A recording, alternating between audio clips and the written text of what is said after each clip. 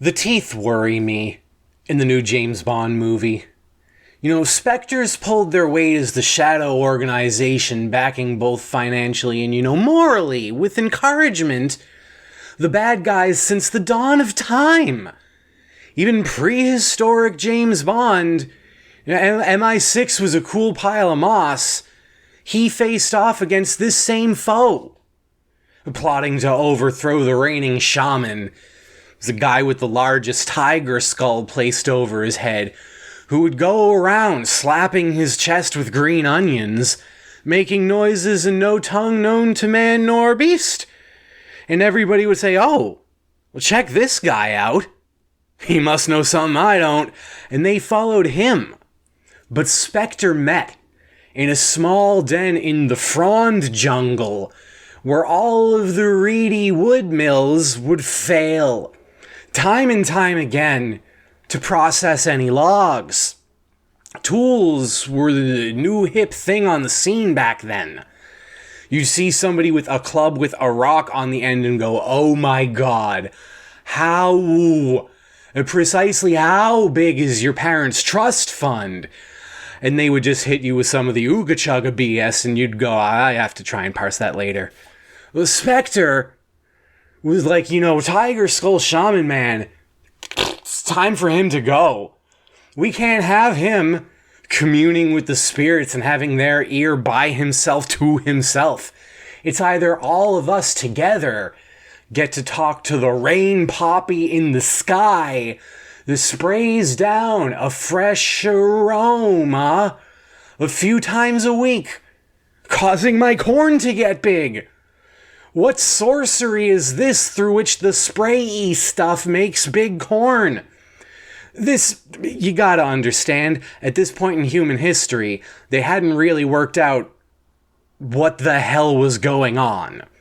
Look, humans have a natural curiosity.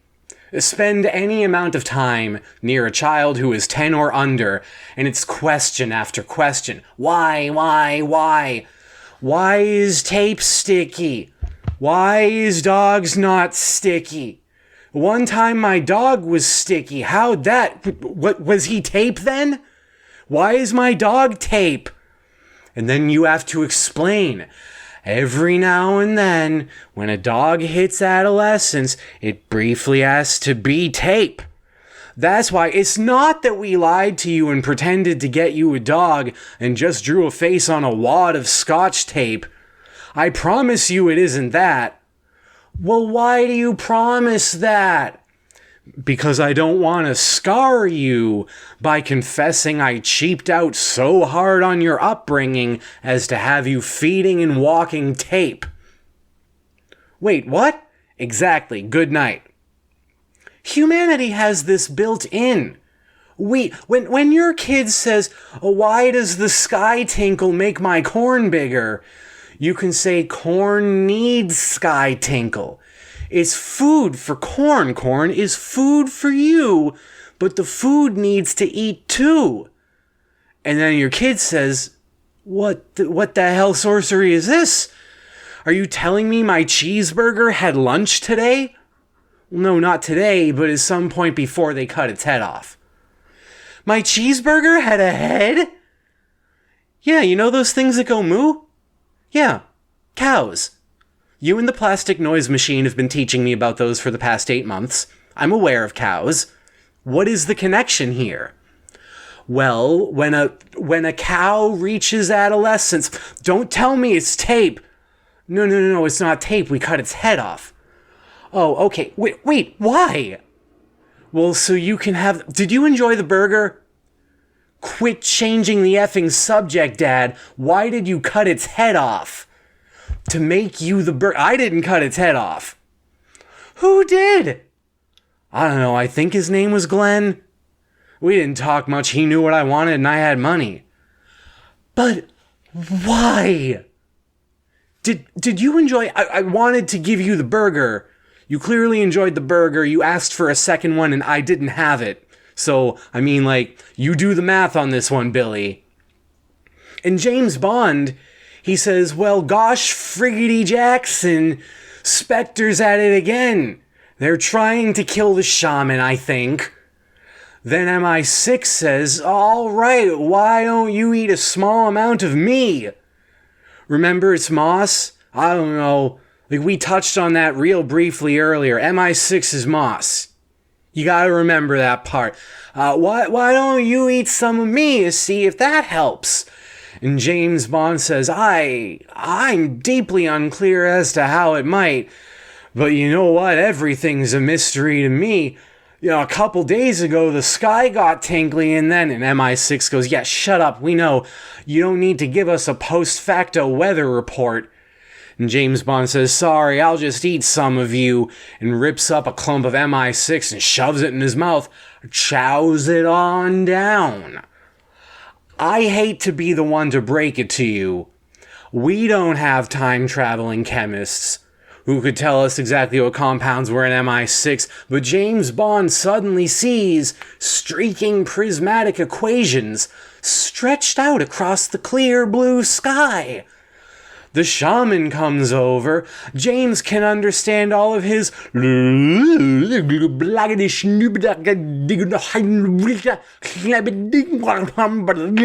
talk. James says, oh, hey, me too. And the shaman's like, oh, we're on the same wavelength, buddy. You're not coming after my tiger skull, are you? And James says, no, some other jokers are. I promise, I'm gonna go kill him, though. And the shaman says, well, you should probably get some of those cutting-edge tools first. James says, cutting edge? Shaman says, yeah, it's this new one. It's got an edge that can cut stuff. We're living in the future, man. James says, are you sure that's necessary? I'm already high on moss. I feel like that's tool enough. Shaman says, oh, believe me, I know that feeling. I thought frogs were my dad the other day. James says, well, were they? Shaman says, I mean, I asked Mom and she was pretty cagey. I heard ribbits during birth. I remember all, James. James says, talk to me about the tools again. You can use tools after eating MI6? Shaman says, yeah, maybe you can make them eat an M80. James says, do we have some of those? Shaman says, why don't you see for yourself, Chucky Buckaroo? And then a unicorn comes by. The shaman unzips the unicorn's dong, which opens into a fluffy otherworld of multicolored cloud demons and friendly sardines that burrow into James's ears and say, hello, Mr. Bond. Can we help you? And James says, I need tools to fight Frond People Inspector. What do you got for me? Their mouths pressed against James's eardrums. One of the sardines says, here's a bunch of explosives. Another says, this one is called a taser.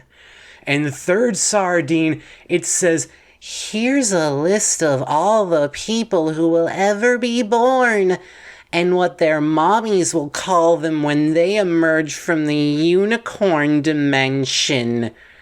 And then James says, wait a minute. And then those clouds, those fluffy, viperous clouds, he sees them for what they truly are. Proto-souls. Waiting for a fetus to develop far enough along they can hit the diving board, swan dive to earth, and then nestle into a vessel. Even James, he's one of these disgusting rainbow enigmas, cleaving to a clump of matter that ought not think or feel, and yet terrible beings from beyond our physical realm chomp their way in and make insidious alterations, splashing with open armpits, and the only recourse left to you is to float through a viscous maze comprised of 20 rib cages constantly shuffling and reintegrating, bones welding themselves together with flames made out of safety. You can't hurt yourself when it's a safety flame, but the burning still births the stench of scorched bone to stuff itself up your nose like its own sardines, governing your reactions and impressions with imperceptible yet infallible accuracy. Just the longest tweezers in the universe, reaching from the Alpha Draconis star system, move your tendons for you, so you don't have to do it yourself. They have a laboratory with 17 gateways leading to all the different dimensions that gather themselves together for a festival called Bizfang, where they put on long shoes. They cavort together, flicking one another across both the Adam's apple and the tummy until the splayed legs of a dead spider begin to twitch anew as Phosphorus, the lunatic god responsible for all this horror we have to live through day after day, rises from the foaming acid of his helical jacuzzi and says, "I command thee, spider legs, crawl forth and sow madness." And then when James Bond goes to sleep that night, having slain all the specterites he can find with a bunch of effing hand grenades given to him by talking fish inside a unicorn's penis, one of the spider legs, it crawls in through a hole he doesn't know he has, and it just nests in there, and then splinters apart, and it's like, okay, yeah, there's a certain acidity within the human body, not the most hospitable environment to an overwhelming majority of organisms, at least in the components of it. I guess this spider leg, it just didn't have what it takes to get... No. Because the little slivers, they start moving too, wriggling like maggots deeper and spreading out wider, all throughout James, and when he wakes up in the morning, he is, to the best of his knowledge, fundamentally, essentially, ontological, epistemologically, same dude. And yet there's something a little bit different about him. He goes back to MI6. MI6 is like, hey, how'd it turn out? He says, oh yeah, they're dead. Thanks for letting me eat you. I got a question, though. Had kind of a run-in with the shaman on my way there. Had kind of an adventure together, too. That guy ever rub you the wrong way? MI6 is like, once, now that you mention it, we had this real awkward exchange. He didn't like some of my tufts. And, like, that's fine. Look, you don't have to think I'm the hottest growth in the cave. But, like, you don't have to tell me about it. James is like, yeah, interesting. You know what? I'm gonna go for a walk. See, he's got some things to think about, but MI6 immediately gets on the walk. He says, he's going rogue. Bring in 008. We gotta take out the predecessor. 008 shows up. And he is about to get some serious on-the-job training. Now, who's going to triumph in this? I don't know. To tell you the truth, I haven't finished the movie yet. But he's got these big teeth, right? And they're, like, you can't even tell. Unless he's chewing on your eyeball, you can't tell. They're a little bit reflective. Something's a little bit off about him, too. See, you gotta remember, spiders have 8 legs, so maybe 008, maybe he's already in the new Spectre. Maybe he's gonna go meet James in the Frond pub and say, MI6 is onto us. And then in their clicking mandible language, taught to them by Phosphorus's minions, they will communicate and birth new conspiracies to further govern the evolution of human consciousness, to guide us in a direction we would never want to go. Neither the meat of which we are made, nor the hideous baby rainbow ghosts that chew their way through the tender weeping flesh of tomorrow to slip, to wrench the holes open, drop into today, look both ways before crossing the street, and then inhabit whatever fetus they find. It's all corruption all the way down. You must be thinking, oh, we gotta keep these splintering spider legs and rainbow souls. No! What movie have you been watching? What? Oh, the purity is the flesh? The purity is the part with the poop and all the boogers? No! It's all corruption all the way down. Sooner or later, we have to acknowledge we don't work for ourselves, we work for phosphorus.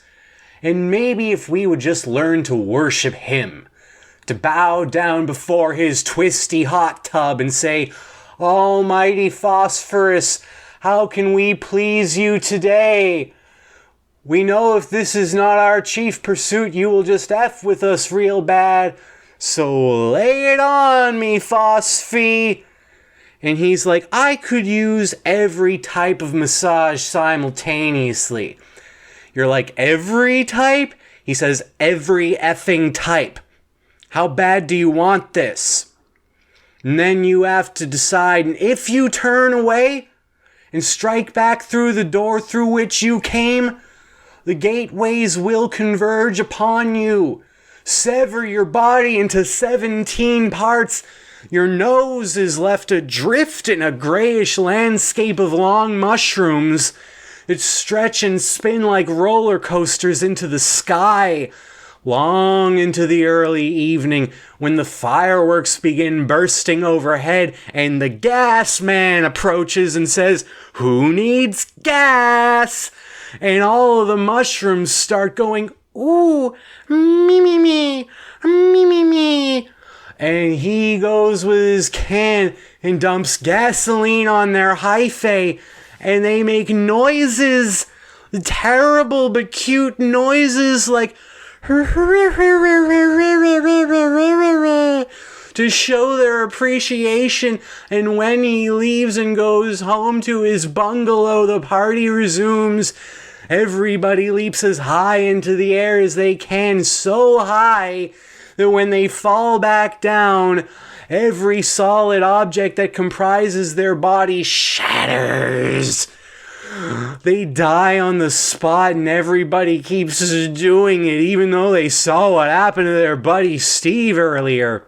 Because Steve, yeah, he might be a puddle of goo with a few chunks of skull in it right now, but he looked like he had a pretty good time on the way up.